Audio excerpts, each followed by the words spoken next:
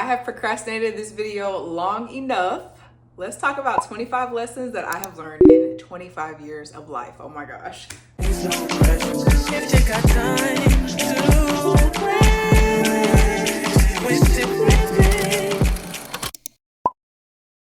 Hi everybody, welcome back to the channel. My name is Kaitlyn. If you're new here, I'm so happy that you found me. So happy that you're here. It's been so long since I filmed a video. I was like, oh my gosh, I'm losing my touch. So we had to get back in the booth today, and I'm so excited to share these 25 life lessons that I've just kind of picked up along the way. I've recently compiled a pretty good list of things that I've mostly picked up in my 20s thus far, and I think there's some pretty gas lessons, okay? I think that learning these things kind of changed the game for me. I still have so much further to go. I still have so much more to learn. Obviously, you can obviously never learn anything, but I just thought I would share a few of my little gems, my little tricks that I picked up along the way. 25 of them in honor of turning 25. This video is a little bit late. It's literally almost July. My birthday was June 2nd, but I say this in every single video, better late than never. But okay, y'all already know this is about to be a yapathon. I'm gonna try to keep some of them short and only explain the ones that I feel like need a little extra juice or I have a little bit extra to say about it. Just to keep the video length in mind, please don't forget to like, comment, and subscribe if you already love the vibes here, which I already know you do, because if you didn't, you'll be gone by now. So click all the buttons below, and without further ado, let's get into it. 25 lessons I've learned by 25. Number one, I kind of already said this one before on the channel, but you just stick with me, okay? You do not have to do what everybody else is doing. Do what you want to do. Figure out what lights your fire, what interests you, what you think is in alignment with what's true to you. And it's so important to do that because you'll never find your people as well. You'll never find AC, okay? You'll never find your people and you'll never find your tribe if you're not being fully authentic to yourself. Do not waste your time trying to fit into crowds that you clearly have no interest in being a part of. Don't worry about the party scene. Don't worry about being a sporty person if you're not sporty. Don't worry about being creative if you don't resonate with being 100% creative all the time. Figure out what interests you, if that's video games, if that's art, if that's music, if that's technology. Figure out what that is, explore it, and you'll be well on your way to walking in your life's purpose. And y'all, please don't mind me if I'm looking down. I got my handy dandy iPad notes here so I stay on track and address all of my amazing 25 points. Also, these are in no particular order of prioritization or importance or anything. These are literally just 25 things that I've thought of and kind of organized upon similar topic. The second lesson that I've learned is you can never be left behind when you are never going where they were going. This is your path, your story, and nobody can be ahead of you or behind you when you're not even running the same marathon. This one is huge, y'all. I had such a recurring theme in my life thus far, if you will, is comparison and trying to figure out why I don't have what certain people have. And it's so easy. I'm pretty sure a lot of people struggle with this, especially in, the day and age of social media. People are always posting, their wins, what's going right in life. And all the time it's constantly being thrown in our face. Why don't we have this? Why aren't we doing this well in this area of life? But to compile lesson number 2 into one thing, comparison is the thief of joy. I'm sure you've all heard that before, but what you've got going on over here has nothing to do with what somebody else has going on over there. You guys are on two different paths. They're incomparable because you're on a path towards two completely different destinations. And like I said, these lessons are definitely, they're continual lessons that you're always learning, but these are just things that I have picked up thus far that I will be carrying with me going forward in life and far past the 20s. Number 3, it's literally never that serious. Think about the very worst thing that can happen. No matter how bad the worst case scenario is, you're always gonna come out of it one way or another. And not to get morbid, an ad. Oh wait, 37-second ad is kind of crazy. That better be it for the whole video. Okay. But yeah, not to get morbid, but the worst case scenario is you die. You were gonna die anyway, one way or another. We obviously would like to continue on, but worst case scenario is it's all over. And once I came to grips with that, I was like, wow, the worst thing that can happen is something that was gonna happen anyway. So, take that with a grain of salt. Take that how it, was that too much? I don't care. These are my authentic, these are my real 25 lessons that I came up with, so take it how you will, Number 4, this one is pretty big, okay? You have to be able to trust yourself in order to love yourself. Trust yourself and your body. There's a reason why you may have a literal bodily reaction when something isn't right. Learn the difference between anxiety and your body actually trying to protect you. For me, anxiety looks like spiraling, letting my imagination run wild about everything that can possibly go wrong. On the other hand, God trying to protect me looks like making observations and noticing obvious warnings. If you're about to go zipline, shining and the device holding the cord is a safety pin, maybe don't do that. Gauge the situation and really listen to yourself and what he or she is trying to communicate to you. If you're like me, this also means unlearning that thing that was instilled in you where you need validation for every decision and every move you make. That was literally so hard for me to unlearn, and I'm still unlearning it because I grew up in this type of household where I don't need to be doing anything unless I have my parents' permission, and I honestly might as well not even ask because they're most likely going to say no. So that kind of, grew into an adult who was very unsure of herself and who did not really trust herself to make any decisions, because every decision I've had to make up until this point, big or small, has been, co-signed by my parents. That's not necessarily a bad thing, but it's just something that I have noticed in my young adult years, that it's harder for me to make decisions on my own because I never really had to. If it was gonna happen, it was because mom and dad said yes. If it wasn't gonna happen, it's because mom and dad said no. Learn how to make decisions on your own and be confident. And y'all, it's really to the extreme for some people. I know it's definitely to the extreme for me. Like, I could barely choose what I want to eat. And I mean, hey, maybe that's just girlhood. Sometimes I still can't choose what I want to eat, but I'm just using that as a small example. Like, growing up, having to consult every single decision you make, every move you make with somebody else, that's something that you kind of have to unteach yourself as an adult and learn to start believing that you actually may know what's best for you. Number 5, it's true. Sometimes you have to lose yourself in order to find yourself again. I spent the first half of my 20s trying to be someone else and change into someone who was more out there, and I bet you're like, girl, you're so extroverted, like you have such a bubbly personality. No, that's not what I mean. I mean, like, trying to be outside, and y'all see very clearly what my definition of outside is. Bookstores, parks, ice cream, acai bowl. Like, that's my version of outside. My version of outside is not going to the club, going to the lounge every weekend. Like, that's just not my jam, and I spent so many years trying to be that because I felt like that's what I was supposed to be doing at this point in my life. No, that goes with lesson number 1. You don't have to be doing what everybody else is doing. But the time that I spent not being my true self made the return home to myself that much more beautiful, and I'm really able to just fully bask in all the parts of myself that I used to try to suppress. So all of that creativity, all of that nerdy behavior, all of this reading, all of this learning that I thought was actually not cool and should just be reserved for, formal academic educational purposes. No, like, I think reading and learning about various topics and, having an open mind and always wanting to, watch new videos and listen to new podcasts, that's not boring. That's actually a very valuable trait. And once I finally stopped trying to ignore that part of me that has that hunger and that desire to learn, I was able to fully bask in and fully appreciate that part of myself. Number 6, don't tell nobody nothing. And let me explain.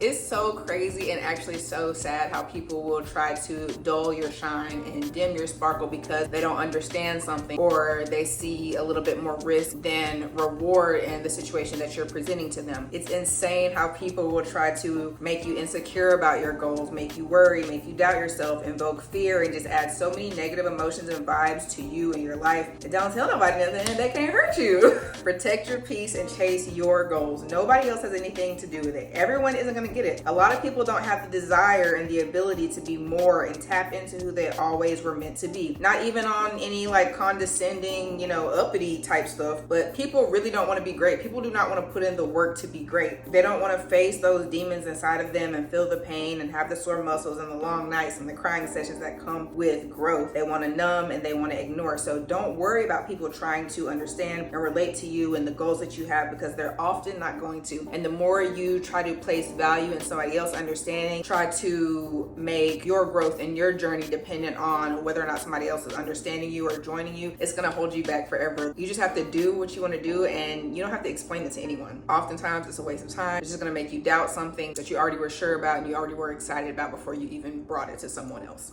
Number 7, I recently learned this one and I'm so excited to start implementing it into the next few years. You have to break your routine and not be afraid to break your routine. If you had a random thought, let me go outside after work more often instead of just rotting on the couch, there's a reason why God gave you that thought. Ignoring these simple little intuition drops can significantly alter the path of your life. Imagine God has been wanting you to go to this specific coffee shop that you've always wanted to try and that you've been wanting to go to just anyway. Whole time your soulmate goes in there every single day before work and God wants you to run into him or her. Like, stop blocking your blessings and stop ignoring those little seeds that God or the universe or whatever, you know how people are. I say God because I believe in God, but it's literally all the same thing. But stop ignoring those seeds and those thoughts that God puts in your mind to guide you and kind of steer you on the path that you're supposed to go to. And it's so hard when you have anxiety. I hate to be that type of person who be saying like, oh, I have this, but I don't have an official diagnosis. But I recognize that I have had anxious thoughts and anxious issues and anxiety issues my whole life, so I'm just gonna say it. But that goes back to a previous lesson I was talking about, learning to discern between anxiety and actual warnings. Because I know me, I'll have a random thought and I'll be like, okay, let me just go here instead. Let me go to this park instead of the one that I always go to. And then the anxiety picks in. It's like, okay, why are you having this thought? Why do you want to randomly go to this park all of a sudden? What if somebody kidnaps you? What if this, like, these are the,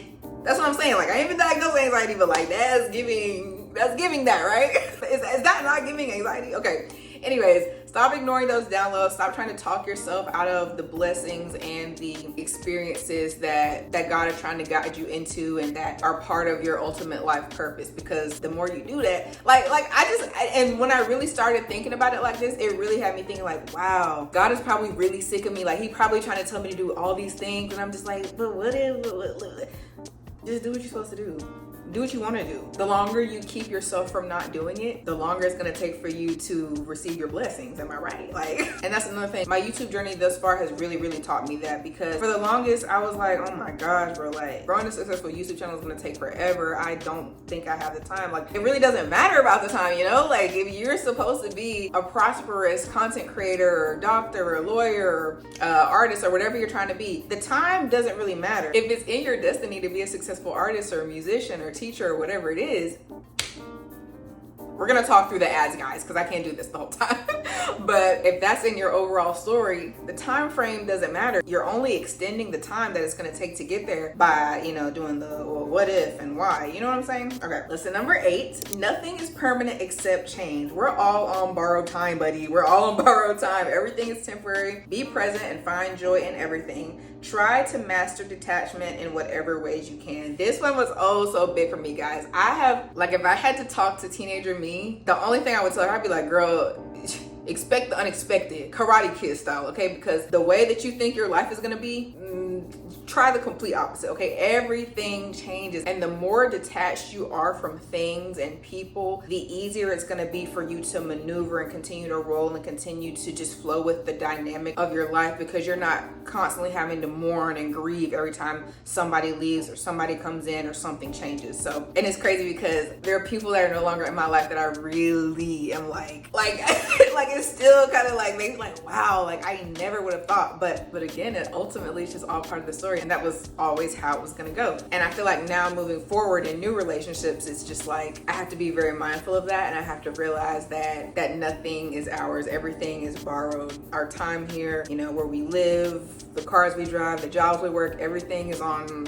a time limit. And when that time is up, it's up, and you just have to be ready for the closing of one door and the opening of another. And to kind of piggyback off that one, lesson number 9 is remember what and who you had, not what or who you lost. I spent so much time harping on losing family and friends and how life used to be, but I had to realize, though it shocked me, it was all part of the plan. So I basically just said that in lesson number 8, but something that really helped me lock in on that lesson was to realize that first part, remember what and who you had, not what or who you lost. Think about how much of a blessing it is that you got to experience those people in that time in your life, that you got to have those friends at that time in your life, that you got to work that job and meet those people, and think about all the different connections and things that happened, the little sub stories in your overall big story that happened because of the people you met and the experiences that you had. Don't think of it as something that's lost or something that, you know, you need to mourn over. Just think of that as something that you got to experience. Number 10, we're moving through. Find your value outside of your body and how it looks. Start appreciating your body for what it does do rather than what it looks like. We all have something. Sure, there may be some mental issues or issues invisible to others, but your body has done something for you, even if it's just, you know, taking you back and forth from the refrigerator to get snacks. Like, think about what your body is doing for you. Even if your voice doesn't sound like how you want it to sound, you don't look how you want it to look, you got cellulite, you got birthmarks, you got vitiligo. These are not issues. Think about what your body is doing positively for you. And another thing I'm learning too, I've mentioned on my channel before how I've been trying to take my health a little bit more seriously. I still be doing big back activities, but like, you know, the vitamins, the physical activity, we're working on that part.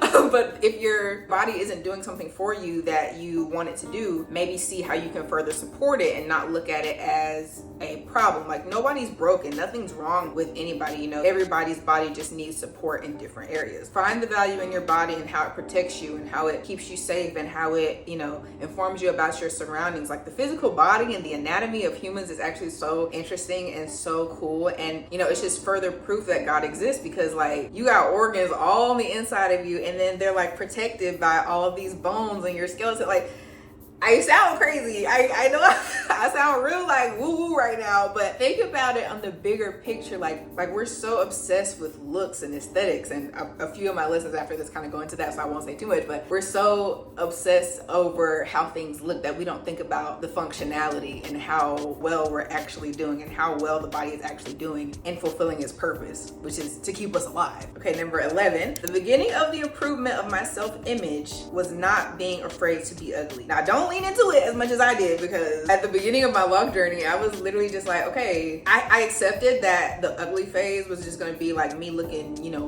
beat up, busted for a few months, but like to the point where I was just like, okay, I don't care how I look. Like, hair was sticking up crazy all over the place, but you know, I still made it work. I still made it, you know, I still made it do what it do, but I had to lean into not being afraid of looking unkempt or ugly. You know, letting my roots grow out, letting my roots look nappy, letting there be lint in my hair sometimes, you know, having my eyebrows tweezed or waxed or whatever. You have to again find the value in yourself outside of how you look, because things and people are just not going to be looking good all the time. You know, we get dirty, we get a little grimy, you know, sometimes the chocolate peach fuzz can get out of hand, the armpit hair gets out of hand. Like, those things are gonna happen, and the faster you learn to accept that, again, as your body functioning and protecting you and serving you throughout your life, the better off you'll be. Like, everything don't have to look good all of the time. Number 12, still talking about beauty. Someone else's beauty is not the absence of your own. Sunny days and starry nights are both beautiful, but they're also incomparable because they are two different things. Stop being jealous of other beautiful women because you think that they're prettier than you. You're both pretty. Why are you mad? Me and my friend were literally talking about this the other day. Like, I think she was saying that like some girls were mean mugging her, but she was confused because they was pretty, and I was just like, girl, that's literally how it is. People automatically think that because they recognize a different type of beauty that it threatens their own beauty, and it's just like,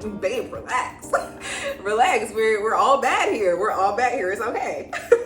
Number 13, control the way you react to things. Think about how dangerous it can be to overcorrect when you maneuver a car. Somebody coming over here and they wasn't even like really that close to you, but you swing your wheel all the way over there because you were so scared, and now you don't cause a whole nother accident that wasn't gonna happen. Stop being so dramatic, okay? Stop reacting so angrily and so quickly and so hastily when somebody says or does something out the way, okay? Relax, stay calm. Never let anyone compromise the integrity of your character as a result of you not knowing how to act. Let somebody else act out all they wanna do, but it's how you respond that maintains the integrity of your character. Also, a great default response is honestly a lack of response, okay? Number 14. I'm just gonna put this video here first. He don't like you. He don't call you. He don't like you. He don't keep his word. He don't like you. He's inconsistent. He has someone else. He only calls you when he wants something. He's using you. Men are not complicated. They're very easy to know. Men don't talk with their words. They talk with their actions. It's crazy because I've watched that video so many times that I kind of know how long it is, and I was kind of hearing her say the words in my head to kind of determine how long I needed to pause, but I probably still got it too short because I'm impatient. But you don't have to do anything for a guy to like you. You don't have to do anything for a guy to like you. I'm still learning this myself. You don't have to do anything for a guy to like you. Just breathe and be pretty like you are. That's all you have to do. A man's desire is unmatched. It's insurmountable. There's no limit to it. They'll literally do whatever it takes to get what they want, to the extreme. If he doesn't call you, if he doesn't text you, if he doesn't try to help you or make effort to be around you, he don't want you, bruh. He don't want you. Now, this is not to say to not have new experience and just write off every guy that may not, be given 100% effort, because I also have learned a lot from, relationships with guys that did not pan out to be the one, obviously. I feel like, people enter and leave your life for a very specific reason. If they're not the one for you, they were definitely supposed to teach you something. And I am so thankful for all the people that turn out to not be nothing, but taught me something, you know? Everyone is definitely not wasted time, but just definitely pay attention to a man's actions. He will always show you better than he could tell you, okay? Number 15, settling is way worse than loneliness. Settling is permanent. Loneliness is a temporary feeling that comes and goes. Me, when I be feeling lonely, I just go do something else, okay? I do something completely immersive that I can lose myself in, painting, writing in my journal. Y'all know I can write in my journal for literal hours, for literal pages, like an insane person, okay? Find that thing that you completely lose track of time doing and then go to sleep. Literally go to sleep. Say your prayers and go to sleep. You're gonna be fine. Do not settle for being around somebody just because you're lonely. Number 16, stop equating your lack of male attention to something being wrong with you. Now, if you're crazy and angry and toxic and you stink a little bit, like, yeah, maybe do some self-reflection and see if that's the reason why the bros ain't really looking your way. But if you're doing your best, handling your business, bettering and taking care of yourself, going to the gym, working your job, you know, reading your self-help books, investing and spending time in your hobbies, do not sweat it, okay? I used to always think that people saying that guys are intimidated by you and blah, blah, blah, that's just like, you know, something that they say to the pretty girls to make them feel better, but it's like actually true. It's actually not cap, okay? Obviously, you're not really gonna wanna shop in Phipps if you can't afford anything in there, right? Yeah, you see what I'm saying? Number 17.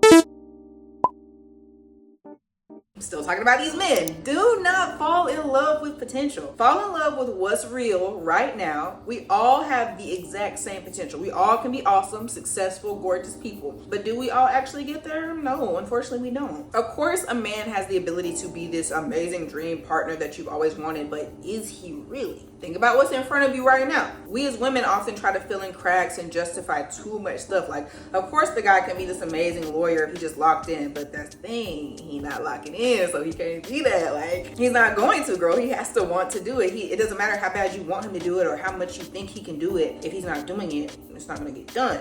And another thing that women oftentimes do is like, oh my gosh, like I don't want to give up on him. We try to think these men are art projects. Like, no, if he's not being the best person for you, don't be worried about him getting there with somebody else. If he gets there to where he was supposed to be, if he gets there with somebody else, with another woman, that was never your man. That was never your man. Number 18, chase your dreams and goals out of inspiration, not desperation. If you watch my reading wrap-ups and my book content, you know that I recently read Don't Believe Everything You Think, and this stood out to me so bad, y'all. You're never gonna get anything that is chased or begged for out of desperation. And if you get it, it's not gonna last. This is something that Joseph Wynn talked about in his book really in detail. A lot of times humans function in scarcity mindset. I'm sure you've all heard of that concept, but we start new ventures and we pursue new relationships because we feel like we lack something that somebody else can give us or some other experience can give us or some business can give us. I remember trying to start businesses and then like, it's not blowing up and I'm still broke and I'm still working like my regular job. And I'm like, okay, I quit. Like, it's not working. Like, that's not how it works. You can't chase a new venture and you can't pursue endeavors or people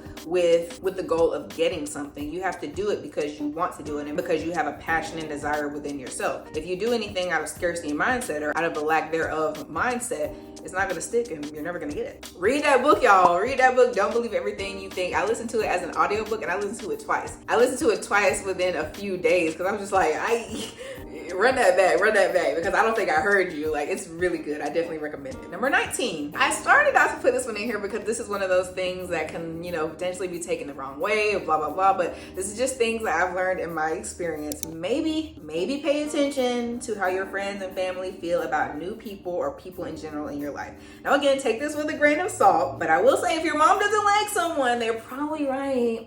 They're probably right. Unfortunately, everybody that my mom did not like, she was right. Like, they were ops. So if you're the type of person like me, you often see the good in people. People can show you literally their ugliest parts and their biggest downfalls, but you're just like, but you're so nice and you're so this, and you really focus on the good in people to the point where you're blind to the things that are actual red flags. So when you have outside people that you trust, such as your parents, friends, and family, and the close people in your circle telling you that somebody is an op and somebody is sus, you should probably listen, especially if you're too nice like me. And that's kind of a part B to number 19. Don't make excuses for how people treat you based on factors that have nothing to do with you. Again, I'm the type of person where I'm like, oh my gosh, well, they went through this is why they act like that. Number one, that don't have nothing to do with me. And number two, we've all been through some things. That don't mean we go around treating everybody like dookie. Like, that's literally not how it goes. So I recently saw a video by @FlossyBaby on Instagram, I think think that's her handle. I know her government name is Juliana, but I think her handle on IG is Flossy Baby. And she was saying how, you know, a lot of times we give people the benefit of the doubt. I'll see if I can find the video and put it in here. But she was talking about how we need to stop giving people the benefit of the doubt, because you gotta kind of earn that low key. Like, stop giving people extra leeway to treat you like crap when, you know, they're new in your life. Think about it like this. You get a new job, you mess up in the first 90 days, you're out of there. I'm not saying put people on a 90-day probation, but like, stop taking crap from new people and new relationships and new jobs and new this and that because you just trying to, you know what I'm saying? But, you know, pay attention to people. Pay attention to how people act, because they know exactly what they're doing. Number 20, we're on the downward stretch. It's not always time. I have wanted to do YouTube for so long, but I literally always had like some other stuff going on. I think the first time that I wanted to start YouTube, I was going through like family stuff and I just wasn't in the headspace to be consistent with something. And I also was going through like the transition from high school to college. So it was just a whole lot, okay? That was the first time I tried to start YouTube. The second time I was further in college, but I was in like the thick of college where I was like, you know, trying to figure out what classes I needed for my degree program and da-da-da-da. Like, it was just too much going on. I also was working 2 jobs, literally all throughout college until my senior year. So it just wasn't the time for it. And then actually the very first time I wanted to make a YouTube channel was like when I was a kid. And I already told y'all, you know, the parents wasn't really playing those games. So my mom was like, okay, you can have a YouTube channel, but like you can't show your face on there. And I was like, that's kind of the whole point. I was like, that's literally kind of the whole point. So I didn't want to do it because I did not have that permission from my parents to do that. So, you know, it's just not always time for it. But now I'm finally free from the shackles of school, free from the shackles of the rents, and now we're here. And I think I'm doing a pretty good job. But all that to say, it's just not always time for you to do something. So if you want to do something and some things are, you know, constantly holding you back, don't give up on the dream and don't just, you know, throw it away and chuck it up to that it's not going to happen ever. But just think about it as potentially not being time for you to do that. That goes with people too. Like, maybe you met this guy or you met this girl and they were just like so fire, but they was finna go somewhere, they was about to move, or they were about to, you know, something was going on that kept you from being in a relationship or getting to know that person. Think about it as maybe it just wasn't the right time, and you have to be okay with that. Again, remember, nothing is permanent except change. You have to be able to roll with the flow of your life, the dynamic of your life, and detach from people and experiences in order to grow. 21. That was so goofy. Okay. 21.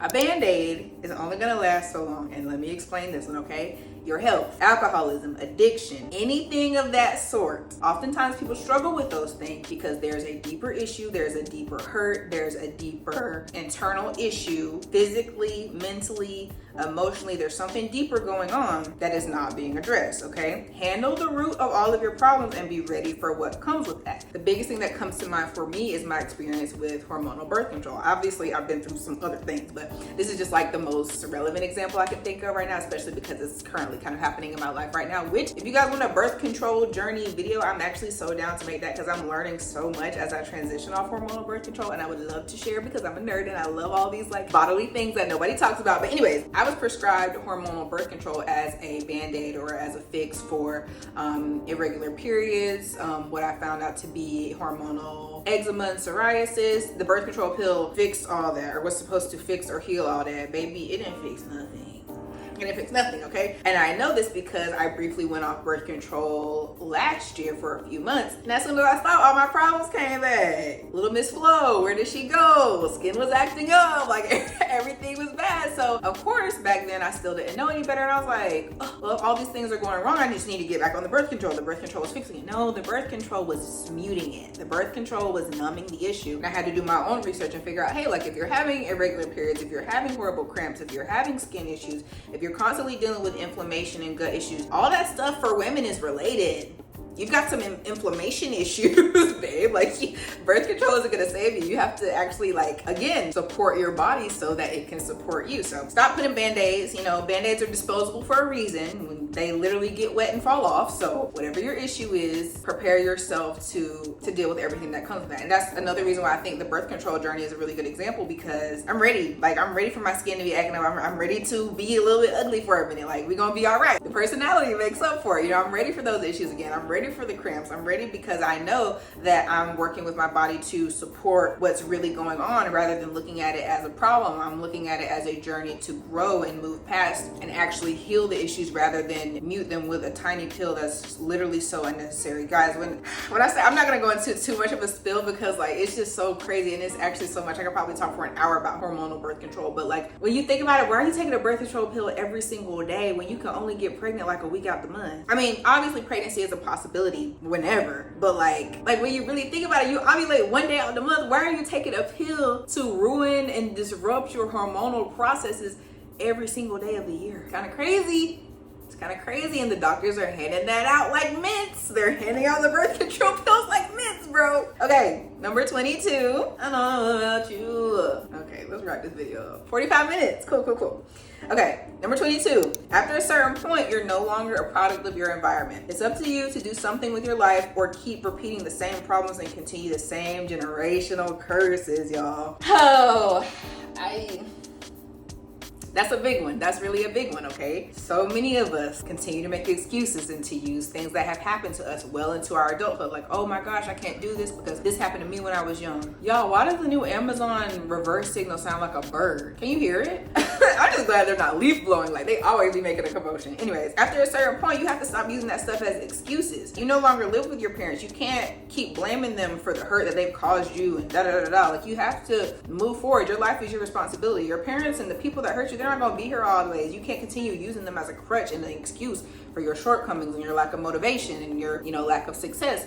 It's on you after a certain point. And I was talking about this in my 25th birthday vlog. I was like, it's really hitting me. Like, it's up to you. You can't make any excuses. When you're at a certain point, it's because of the decisions that you made. You no longer are bound by people making decisions for you and these certain factors. Once you start sculpting your life and once you start living for you and making your own decisions and paying your own bills and working your own job, your life is a product of the efforts that you've put in, period. All right, 23. You have to work on and master resiliency, not just consistency, but resilience. Anything you want in life, a successful career, a healthy relationship, the meeting and completion of goals will come to you as a result of being resilient. Continuing on when there are bumps in the road and when things don't go your way. This is a big one. For the longest, I thought that consistency was doing something every single day and just sticking to it. Yes, that is consistency, but truly being consistent is continuing on when things get hard, when you don't have the motivation, when you don't feel the best, when you don't have any ideas. Continuing to force yourself and push yourself through, not in a toxic way to where it's like, again, you're kind of bordering that thought of doing things out of desperation rather than inspiration. But if you don't feel like working out, just go, because you're gonna feel like working out when you start working out. If you don't feel like drawing or reading, if you just start for a minute, you might, get in that flow state and produce new thoughts and new ideas. Like, just do it anyway. Do it for yourself, because you never know what's gonna download for you and what, inspiration, what progress you're gonna make if you just do it anyway. You have to be resilient and continue on through those moments of weakness and lack of motivation, and when things are just going all the way wrong. That's what builds a strong, consistent ethic and effort toward whatever goal you're trying to reach. Number 24, this one is also so big, bro. Educate yourself. We were taught nothing, literally nothing. And honestly, I can't even blame parents and schools and blah, blah, blah, because your parents can only teach you what they know, and they have no idea what they don't know. Like, number one, they grew up in a completely different generation than you. They grew up in a completely different world than you. So they only taught you the things that they learned from that world and that environment where they came. So, thank you for that. But it's up to you again. Once you get to a certain age, you have to teach yourself about mental health. You have to teach yourself about hormonal health. You may have to teach yourself how to cook. You may have to teach yourself how to grocery shop, how to budget. You have to educate yourself, and educate yourself on a huge, vast array of topics. You never know what you don't know, and you never know what's going to be an asset to you in your life on your journey, because we can't see the future.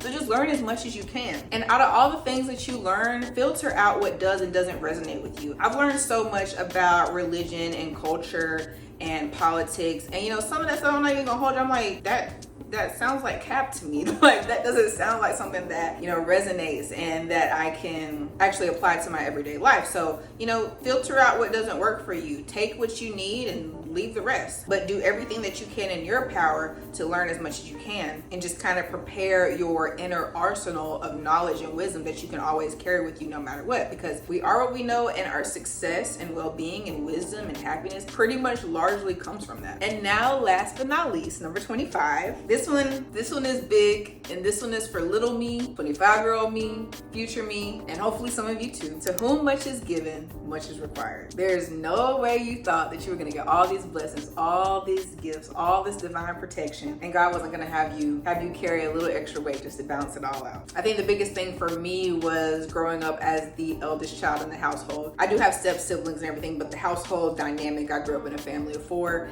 and I was the oldest daughter. And I just grew up always feeling this pressure to keep my stuff together. You know what I'm saying? Like, all the oldest daughters can relate, I know. You always have this pressure to keep your stuff together, to be an example, to not mess up because you're the example. You know, everybody feels that. The parents feel that. They feel like they have to be an example and keep everything together for the kids. And it's not just eldest child syndrome. We all deal with that kind of pressure to keep everything together. But of course, part of your life's purpose is going to be to be an example and show others when God has given you many blessings, many talents, many gifts. You're gonna have to carry that weight and that pressure to, you know, lead people and help people grow and give extra kindness and be a light to people. That's gonna be another thing on your plate. But that's not something that you should feel pressure about or that you should feel weighed down by. It's a blessing, it's a gift. Everyone cannot say that they have been given the gifts that you have been given. We all have our one thing. Everybody has something, you know? But I do feel like, but everyone is given a different set of skill sets that are valuable in their own different ways. Like, we don't all have the same gifts. So never complain or never feel weighed down by the things that you have on your plate, the things that you're dealing with, because it's all working together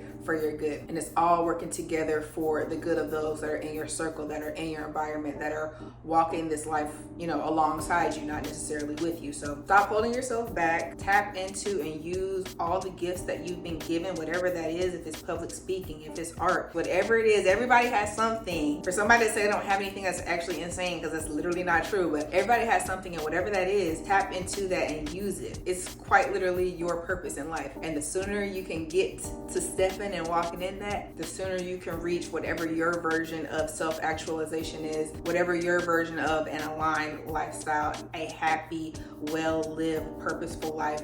The sooner you can get to that. Okay, that's literally all I have for you guys. Those 25 lessons were literally just the tip of the iceberg. I feel like I've learned so much in life, and I honestly do feel like I've learned a lot at a young age, and I'm still learning, and I'm so happy and so thankful for the lessons that I've learned thus far, and so excited for the things that I'm going to continue to learn. Please let me know in the comments if anything that I said resonated with you. Let me know if I said anything actually crazy. Like, we all know all opinions are welcome here. I'm so excited for my 25th year. We're already a month in. It's been a little rocky, not gonna lie. The first month in has been a little rocky, but you know, we continue to move, we continue to flow. Every day is a blessing, every day is an opportunity to be great and do something amazing. And for that, I'm forever grateful. Please do not forget to like, comment, and subscribe if you love these type of videos. Again, on this channel, we usually do books, creativity, lifestyle, but I got a noggin up here. I've got gems to drop every now and then, so I'll sprinkle a video in like this here and there. I do have a playlist of some videos that are kind of like this one if you want to check that out as well. I've also talked about how I had a podcast in the past, y'all, and I'm just like, do I bring it back? Like, I really just want to focus on being consistent with this one channel, and then we'll bring the podcast back later, because I honestly know it's not sustainable for me to get at least 4 YouTube videos up a month and podcasts. Like, I just know I'm not going to do that. I'm really not going to do that, especially because a lot of my content is book-based, creativity-based. Like, I need to have the time to actually make the art, read the books. And guys, I'm working on a painting right now. It's been propped up right here for the past couple days, but I moved it for the video because I didn't want to spoil it. But I'm super excited. We're gonna finish that one together. And yeah, I'm literally yapping now. Anyways, thank you so much again if you made it all the way to this point. And I cannot wait to catch you in my next video. Bye.